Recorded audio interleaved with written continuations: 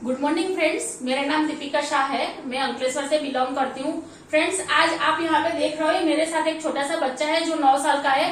वो उसको क्या होता था, जैसे ही एटमॉस्फेयर चेंज होता था वो बीमार पड़ जाता था और काफी सारे टाइम से वो हॉस्पिटल में भी काफी सारी ट्रीटमेंट कराई, लेकिन उनको कुछ फर्क नहीं पड़ रहा था। तो साथ में उसी की मम्मी बैठी है, तो हम उसी से बात सुनेंगे कि उसको क्या क्या प्रॉब्लम होती थी और उन्होंने ऐसा क्या किया जिसकी वजह से आज उसका बेटा बहुत ही अच्छी तरीके से सही तबियत उसकी अच्छी हो गई है।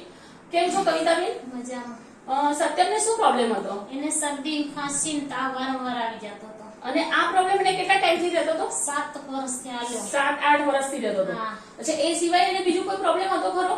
ના, બીજો કોઈ પ્રોબ્લેમ નતો। શરદી ને ખાંસી ને તાવ જ વધારે અને ખોરાક બોરાક બધું વ્યવસ્થિત લેતો તો? જમવામાં કેવો કોઈ પ્રોબ્લેમ આવતો તો ખરો? જમે તો નતો, પેલો ખોરાક ન લઈ ખોરાક નતો લઈ શકતો। ઓકે, તમે એને શું કર્યું એવું કે જેનાથી અત્યારે એને કોઈ પ્રોબ્લેમ નથી?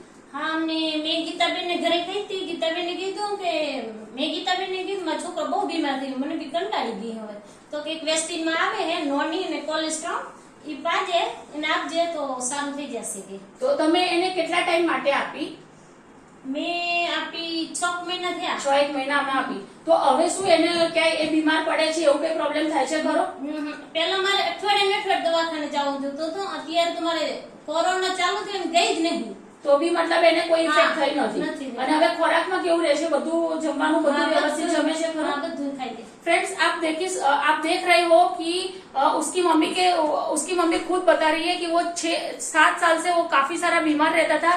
हफ्ते हफ्ते में उसको हॉस्पिटल में ले जाना पड़ता था, मतलब काफी सारे वो दवाई कर रहे थे, उसकी ट्रीटमेंट कर रहे थे, फिर भी ये लड़का सही नहीं हो पा रहा था।